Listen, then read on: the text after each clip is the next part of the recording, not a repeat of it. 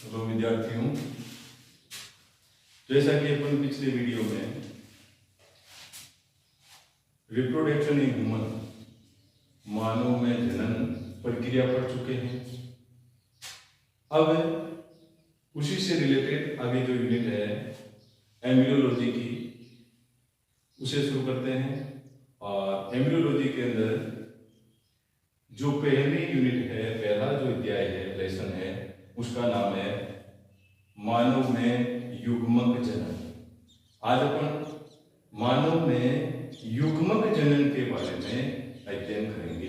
तो इस लेसन का नाम है मानव में युग्मक जनन।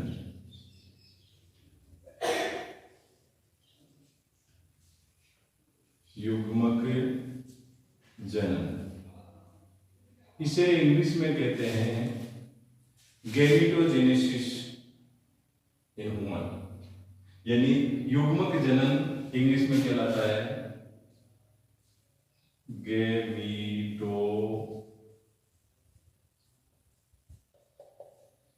गैमेटोजेनेसिस। गैमेटोजेनेसिस क्या होता है? सबसे पहले इसकी परिभाषा।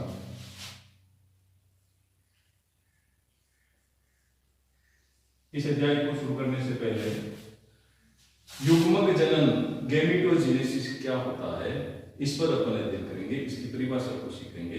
तो अपन ने पहले सीखा था कि मानव के अंदर जो जनन ग्रंथियां होती है, जिन्हें गोनिड्स कहते हैं, उन गोनिड्स के अंदर युग्मकों के निर्माण की प्रक्रिया युग्मक जनन या गैमेटोजेनेसिस कहलाती है। अर्थात मानव की जनन ग्रंथियों में युग्मकों के निर्माण की प्रक्रिया युग्मक जनन कहलाती है। हमने ये सीखा कि मानव की जनन ग्रंथियों में नर जनन ग्रंथि का नाम होता है वृषण, इंग्लिश में इसको कहते थे अपन टेस्टिस, और मादा जनन ग्रंथि को कहते हैं अंडाशय, इंग्लिश में कहा जाता है ओवेरी। ये दोनों जनन ग्रंथियां हैं। इन दोनों को सामान्य रूप से जनन कहा जाता है। जनन, इन जननों में या गोनिड्स में, गोनिड्स मानव के जननों में या गोनिड्स के अंदर युग्मकों के निर्माण की क्रिया युग्मक जनन कहलाती है। यानी वृषण और अंडाशय के अंदर जो युग्मक बनते हैं, उन युग्मकों के बनने की प्रक्रिया युग्मक जनन कहलाती है। अब युग्मक जनन की परिभाषा के बाद युग्मक जनन के प्रकार, टाइप ऑफ गैमेटोजेनेसिस।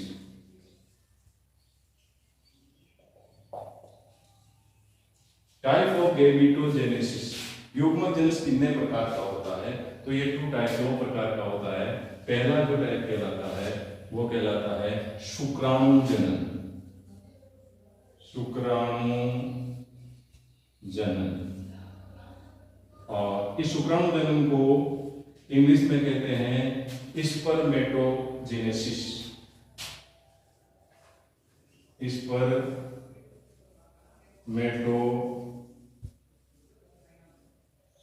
स्पर्मेटोजेनेसिस, शुक्राणु जनन। और दूसरा जो गैमेटोजेनेसिस का प्रकार होता है वो होता है अंड जनन। अंड जनन को इंग्लिश में कहते हैं oogenesis।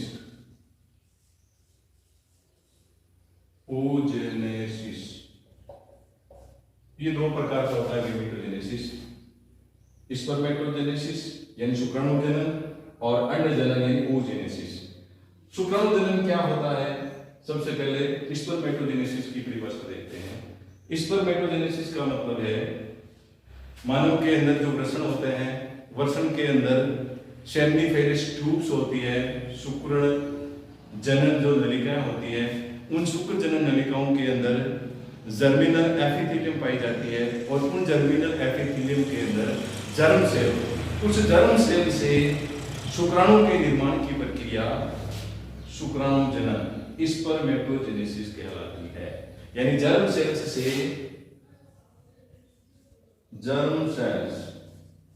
इस जर्म सेल्स से स्पर्म का बनना स्पर्मेटोजेनेसिस कहलाता है। तो ये था शुक्राणु जनन। दूसरा जो गैमेटोजेनेसिस का प्रकार है वो है अंडजनन यानी oogenesis।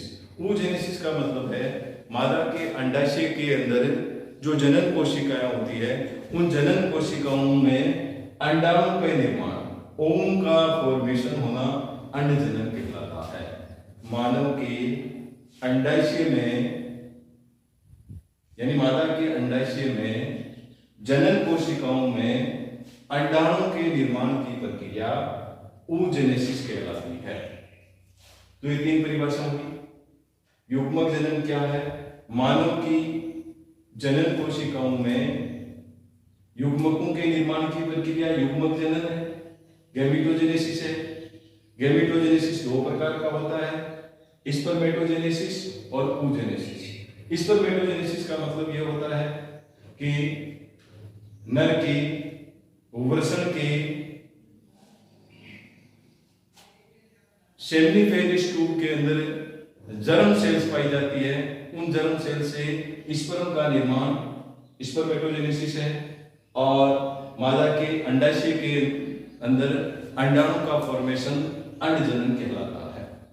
आज अपन स्पर्मेटोजेनेसिस के बारे में अध्ययन करेंगे कि ये संपूर्ण स्पर्मेटोजेनेसिस क्या होता है, एक जर्म सेल से स्पर्म का निर्माण किस तरीके से होता है, इस स्पर्मेटोजेनेसिस का अध्ययन करेंगे।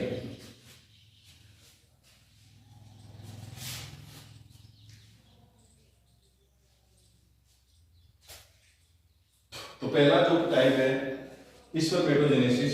स्पर्मेटोजेनेसिस का मतलब इसमें ये जो शुक्राणु के निर्माण की प्रक्रिया होती है ये सतत प्रक्रिया है, निरंतर शुक्राणु का निर्माण होता रहता है। वृषण की सेमिनिफेरस ट्यूब्स की जर्मिनल एपिथेलियम के अंदर द्विगुणित जर्म सेल्स पाई जाती है। तो ये द्विगुणित जर्म सेल्स होती है और इस जर्म सेल से स्पर्म का निर्माण होता है। इस संपूर्ण शुक्राणु जनन स्पर्मेटोजेनेसिस को दो भागों में बांटा गया है। इसको दो भागों में बांटा गया है स्पर्मेटोजेनेसिस को। पहला भाग फर्स्ट टाइप है शुक्राणु पूर्व का निर्माण, हिंदी में बोलते हैं शुक्राणु पूर्व, यानी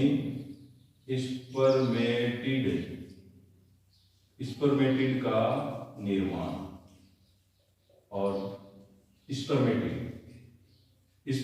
का निर्माण, शुक्राणु पूर्व का निर्माण। और दूसरा कहलाता है शुक्राणु का रूपांतरण। शुक्राणु का रूपांतरण, शुक्राणु पूर्व के निर्माण को इंग्लिश में कहते हैं स्पर्मेटोसाइटोजेनेसिस। स्पर्मेटोसाइटोजेनेसिस ये इंग्लिश वर्ड स्पर्मेटोसाइटोजेनेसिस। और शुक्राणु के रूपांतरण को इंग्लिश में कहते हैं स्पर्मियोसिस।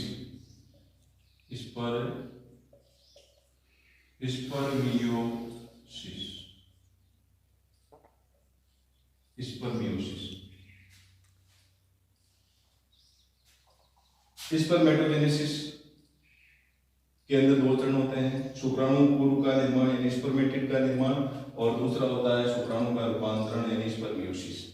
अब पहला जो चरण है शुक्राणु पूर्व का निर्माण स्पर्मेटोसाइटोजेनेसिस, इसके ऊपर अध्ययन करेंगे। स्पर्मेटोसाइटोजेनेसिस का मतलब यह होता है कि वृषण की शुक्र जनन नलिकाओं के अंदर जो जर्मिनल एपिथेलियम होती है उस जर्मिनल एपिथेलियम के अंदर जर्म सेल्स होती है और इस जर्म सेल्स के अंदर जो द्विगुणित कोशिका होती है उसे द्विगुणित जर्म सेल्स से जर्म सेल से अगुणित स्पर्मेटिड का निर्माण, यानी द्विगुणित जर्म सेल्स से अगुणित स्पर्मेटिड का निर्माण स्पर्मेटोसाइटोजेनेसिस कहलाता है। स्पर्मेटोसाइटोजेनेसिस की संपूर्ण प्रक्रिया 3 चरणों में पूर्ण होती है, जिन्हें यहां लिखा जा रहा है। स्पर्मेटोजेनेसिस के 3 चरण होते हैं। 3 चरणों में यह प्रक्रिया पूर्ण होती है।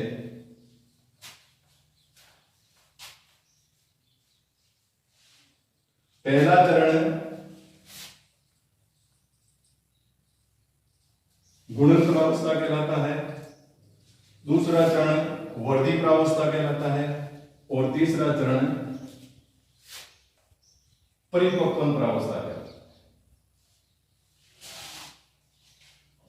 पहला चरण गुणन प्रावस्था, इंग्लिश में कहते हैं मैच्यूरेशन फेज, मल्टीप्लिकेशन फेज। गुणन प्रावस्था मल्टीप्लिकेशन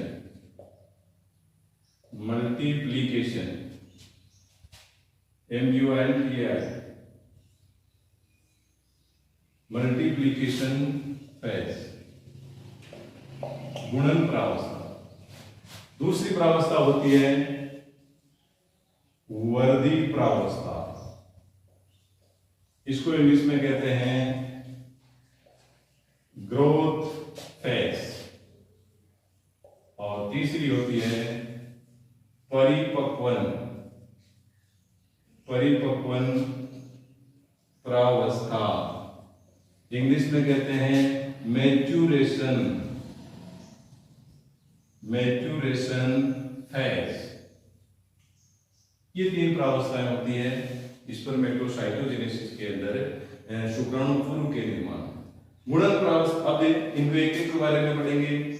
मल्टीप्लिकेशन फेज क्या होती है, गुणन प्रावस्था क्या होती है। तो सबसे पहले गुणन प्रावस्था का अध्ययन करते हैं।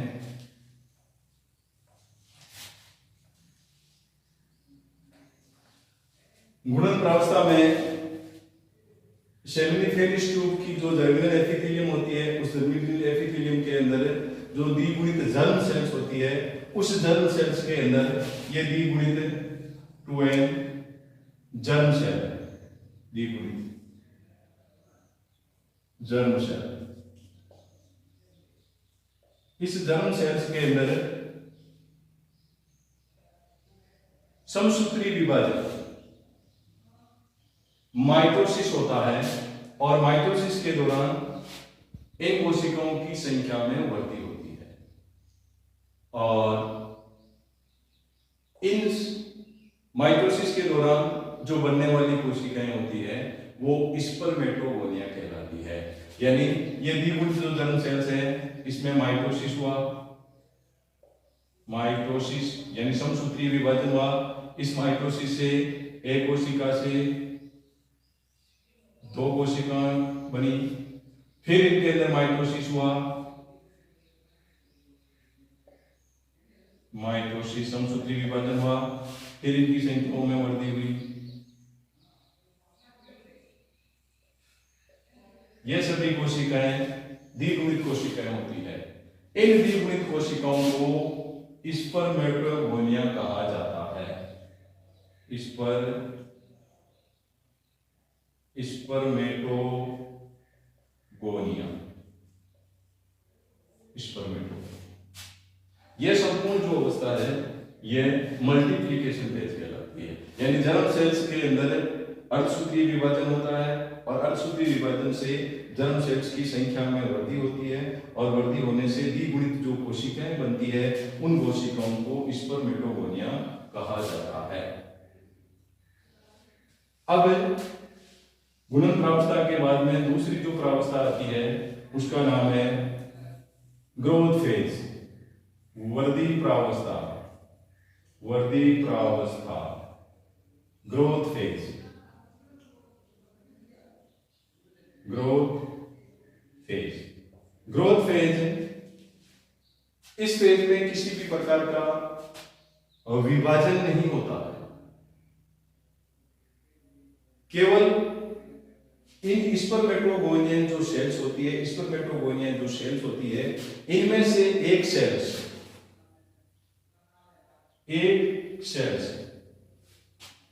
अपने अंदर क्रोमैटिन पदार्थ और प्रोटीन्स का संग्रह करके आकार में बड़ी हो जाती है, जिसे बोला जाता है वर्दी प्रावस्था। आकार में वृद्धि हो जाती है ये, और ये इनका आकार में वृद्धि होती है, यानी ये कोशिका अपने अंदर क्रोमैटिन्स एंड प्रोटीन्स का संग्रह करके अपने आकार में वृद्धि कर लेती है। इस जो द्विगुणित कोशिका का निर्माण होता है, यह कोशिका कहलाती है प्राथमिक स्पर्मेटोगोनिया। इस द्विगुणित कोशिका का नाम है प्राथमिक स्पर्मेटोगोनिया। और इस प्राथमिक स्पर्मेटोगोनिया के बाद में प्राथमिक स्पर्मेटोसाइट्स, स्पर्मेटोगोनिया से बाद में ये बन गई प्राथमिक स्पर्मेटोसाइट। प्राथमिक स्पर्मेटोसाइट, प्राथमिक स्पर्मेटोसाइट्स। वर्दी प्रावस्था में कोई विभाजन नहीं हुआ, केवल एक स्पर्मेटोगोनियल कोशिका अपने अंदर क्रोमैटिन पदार्थ और प्रोटीन्स का संग्रह करके आकार में बढ़ जाती है, जिसे ग्रोथ फेज कहा जाता है। और जो द्विगुणित कोशिका आकार में बढ़ती है, उस कोशिका का नाम है प्राथमिक स्पर्मेटोसाइट्स। अब इसके बाद में तीसरी अवस्था चलते हैं। तीसरी अवस्था का नाम है परिपक्वन। परिपक्वन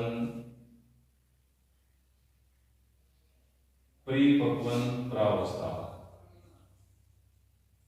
मैच्यूरेशन फेज। इस मैच्यूरेशन फेज के अंदर प्राथमिक स्पर्मेटोसाइट्स, जो द्विगुणित प्राथमिक स्पर्मेटोसाइट्स है, इस द्विगुणित प्राथमिक स्पर्मेटोसाइट्स के अंदर अर्धसूत्री विभाजन होता है, मियोसिस फर्स्ट होता है, जिसे न्यूनकारी विभाजन कहा जाता है। और इस मियोसिस फर्स्ट से दो अगुणित कोशिकाओं का निर्माण होता है। यहां ये इनसे, इसके अंदर हुआ मियोसिस फर्स्ट, अर्धसूत्री विभाजन फर्स्ट हुआ। और अर्धसूत्री विभाजन फर्स्ट होने से दो अगुणित कोशिकाएं बनी, एन हैप्लॉइड सेल्स बनी। इन अगुणित कोशिकाओं को द्वितीयक स्पर्मेटोसाइट्स कहा जाता है, सेकेंडरी स्पर्मेटोसाइट। इसे द्वितीयक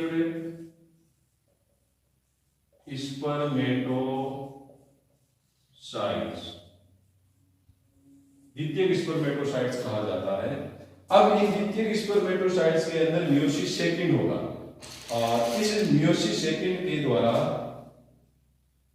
प्रत्येक कोशिका से दो दो कोशिकाओं का निर्माण होगा, जिन्हें यहां ऊपर दिखाया जा रहा है। द्वितीयक स्पर्मेटोसाइट जैसे एक द्वितीयक स्पर्मेटोसाइट ये है और एक ये है, इनमें फिर मियोसिस सेकंड होगा, मियोसिस सेकंड होगा यहां,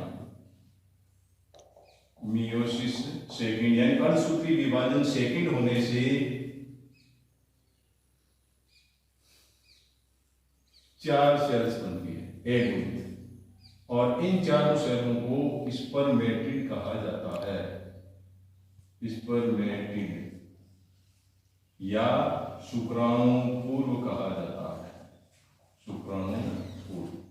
इस तरीके से एक द्विगुणित कोशिका से अगुणित स्पर्मेटिड का जो निर्माण हुआ, तीन चरणों में पूर्ण हुआ, और इन तीनों चरणों को संयुक्त रूप से कहा जाता है शुक्राणुपूर्व का निर्माण, स्पर्मेटोसाइटोजेनेसिस।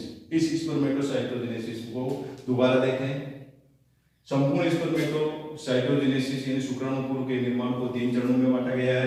पहला चरण कहलाता है मल्टीप्लिकेशन फेज, इस मल्टीप्लिकेशन फेज के अंदर शुक्राणु की जो जर्म सेल्स होती है, जर्मिनल एपिथेलियम के अंदर जो जर्म सेल्स होती है द्विगुणित, उसमें समसूत्री विभाजन हुआ, संख्या में कोशिकाओं की संख्या में वृद्धि हुई और उन वृद्धि होने वाली जो संपूर्ण जो कोशिकाएं होती है उनको स्पर्मेटोगोनिया कहा जाता है। और इस स्पर्मेटोगोनिया के बाद में एक कोशिका अपने आकार में वृद्धि कर लेती है जिसको बोलते हैं वृद्धि प्रावस्था। और इस वृद्धि प्रावस्था के बाद में तीसरी जो मल्टीप्लिकेशन फेज आती है, इसके अंदर अर्धसूत्री विभाजन फर्स्ट और सेकंड होता है, जिससे अगुणित कोशिकाओं का निर्माण होता है। और ये अगुणित कोशिकाएं स्पर्मेटिड या शुक्राणु पूर्व कहलाती है। अब इनके बाद स्पर्मेटोजेनेसिस यानी युग्मक जनन का जो दूसरा चरण होता है वो होता है शुक्राणु का रूपांतरण, स्पर्मियोजेनेसिस। दूसरा जो भाग था वो था शुक्राणु का रूपांतरण।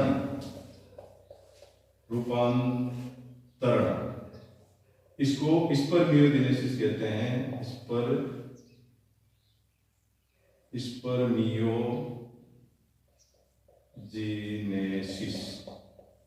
इस स्पर्मियोजेनेसिस शुक्राणु का रूपांतरण या शुक्राणु का कायांतरण तीनों नामों से जाना जाता है।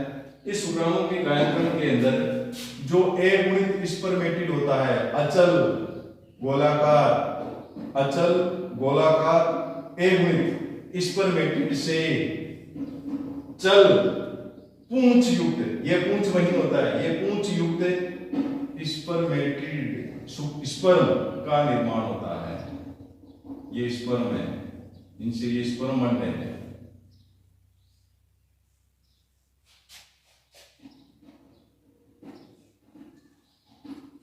स्पर्म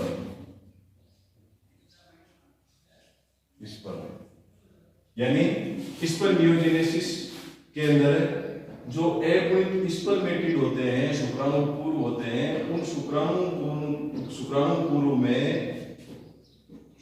पूर्व से एक अगुणित चल पूंछ युक्त स्पर्म का निर्माण होता है। प्रत्येक स्पर्मेटिड से एक एक स्पर्म का निर्माण होता है। इसमें कोई विभाजन या डिवीजन नहीं होते हैं। इसलिए ये जो संपूर्ण प्रक्रिया है ये यहां से यहां तक, ये अवस्था शुक्राणु का रूपांतरण या शुक्राणु का कायांतरण, स्पर्मेटोटीलियोसिस कायांतरण कहलाता है। तो ये आज का जो वीडियो है इसमें अपन ने मानव में युग्मक जनन के अंदर स्पर्मेटोजेनेसिस के बारे में अध्ययन किया, यानी स्पर्मेटोजेनेसिस की संपूर्ण प्रक्रिया को दो भागों में बांटा, शुक्राणु पूर्व यानी स्पर्मेटोसाइटोजेनेसिस और शुक्राणु का रूपांतरण यानी स्पर्मियोजेनेसिस। स्पर्मेटिड जो पहले जो अवस्था थी शुक्राणु पूर्व का निर्माण, उसको तीन भागों में बांटा और उन तीन भागों के बाद में तीनों चरण करने के बाद में अपने लास्ट में शुक्राणु का रूपांतरण यानी स्पर्मियोजेनेसिस या शुक्राणु का कायांतरण पड़ा। इस प्रकार आज की वीडियो में स्पर्म के निर्माण तक की प्रक्रिया संपूर्ण होती है।